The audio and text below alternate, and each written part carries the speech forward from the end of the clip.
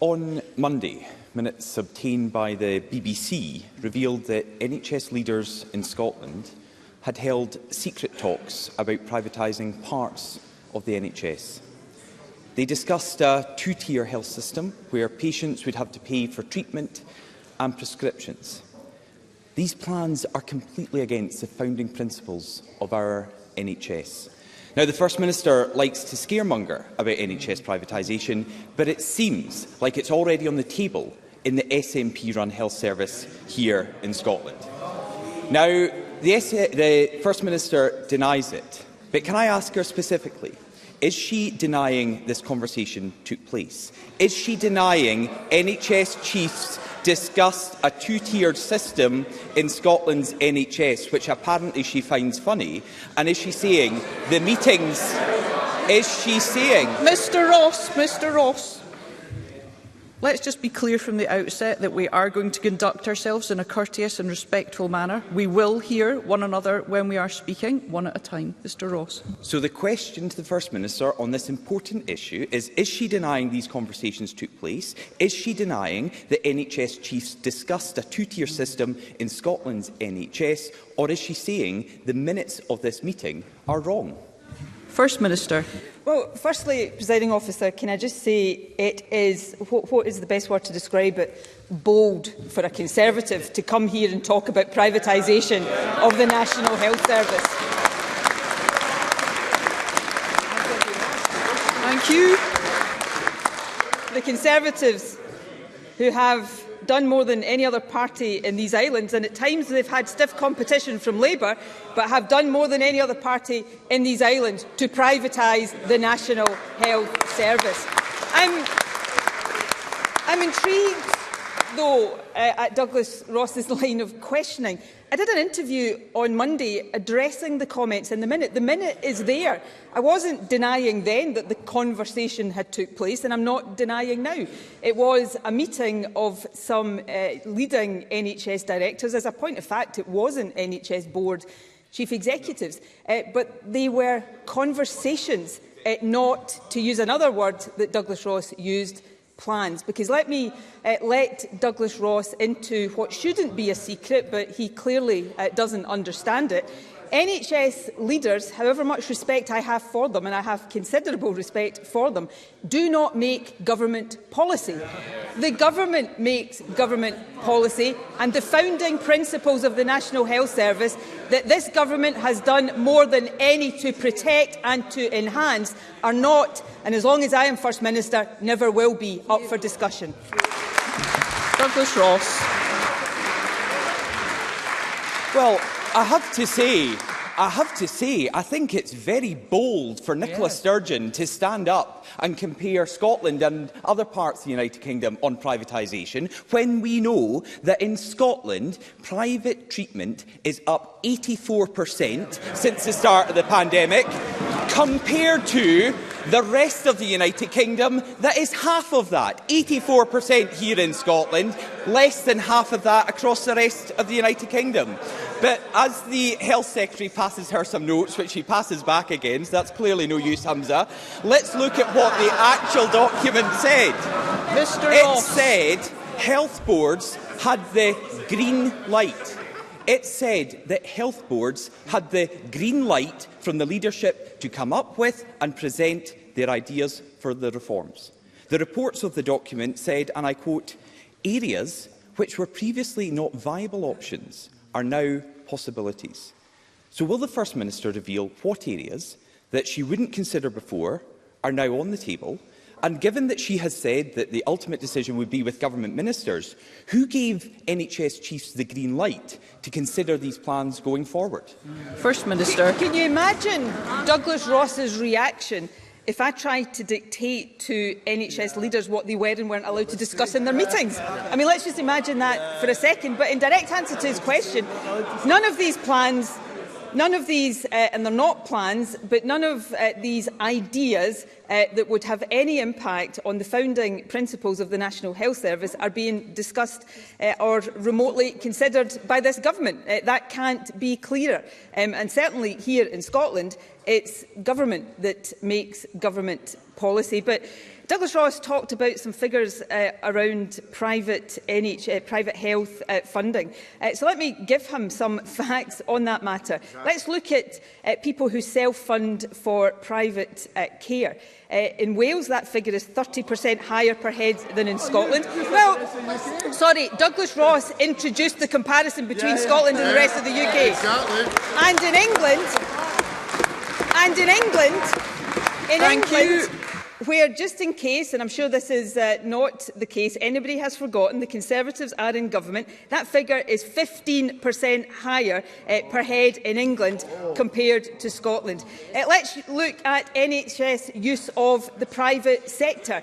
In Scotland, total spend on use of the independent sector represents 0.5% of the total frontline health budget.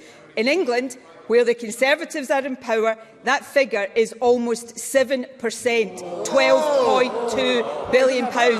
This government will take no lessons from the Conservatives when it comes to privatising the National Health Service. In fact, Presiding Officer, this government will take no lessons from the Conservatives on the NHS, full stop.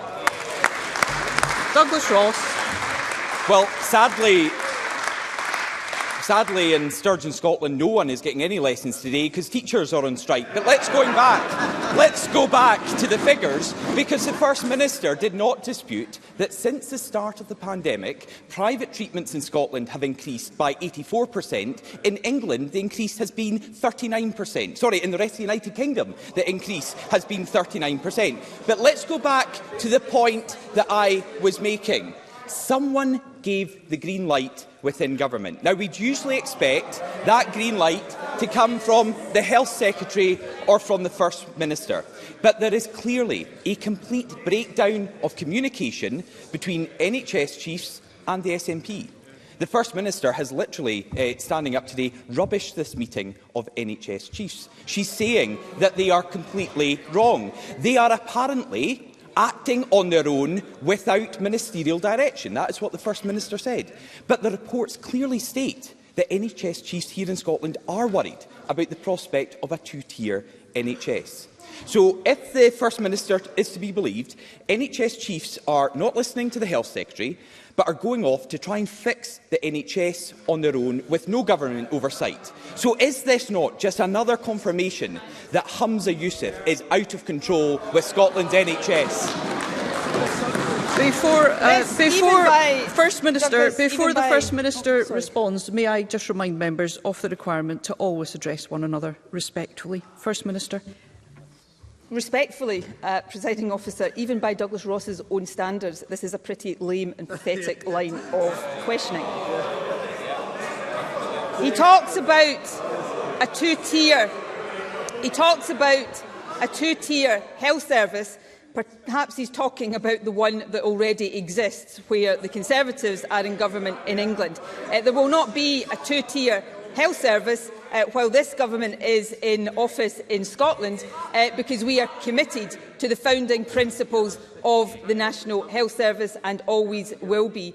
NHS leaders are entitled to discuss what they want. They do not make government policy. The government makes government policy, and I could not be clearer about that. And of course, this is the government, and I was Health Secretary in the early years of this government. This is the government that reversed the privatisation of our health service where it had taken place. I was the Health Secretary that brought Stracathro Hospital back into the public sector after Labour had privatised it. We were the government that ended the contracting out of cleaning and catering services, that moved away from the ruinously expensive Tory Labour PFI, PPP contracts. And of course, we were the government that ended prescription charges in Scotland, because we support the founding principles of the NHS, and we always will.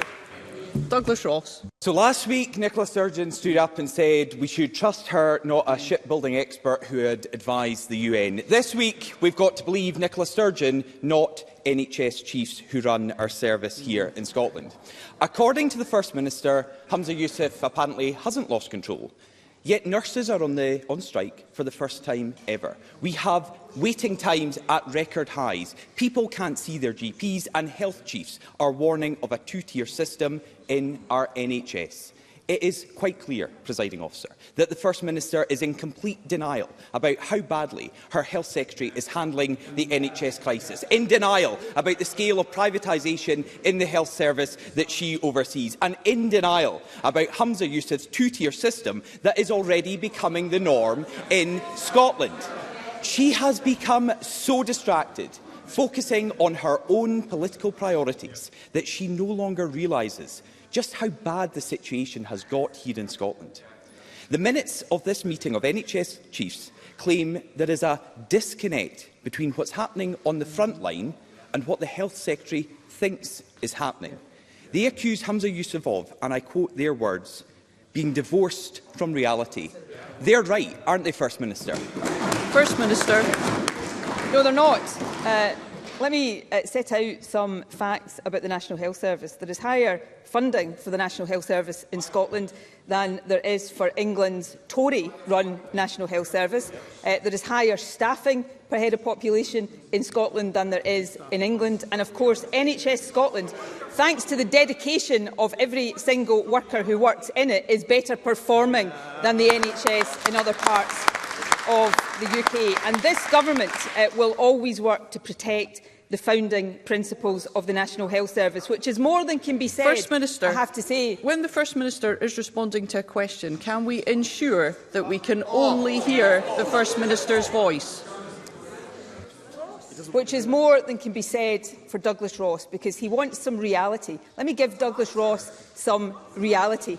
Last year, there was an amendment passed in the House of Lords that would have explicitly protected the NHS and excluded it from trade deals that could undermine its founding principles. Tory MPs in the House of Commons voted to remove this protection. Guess who one of those Tory MPs was, Presiding Officer? Douglas Ross. Even when he gets the chance, he doesn't stand up for the principles of the National Health Service. This government always will.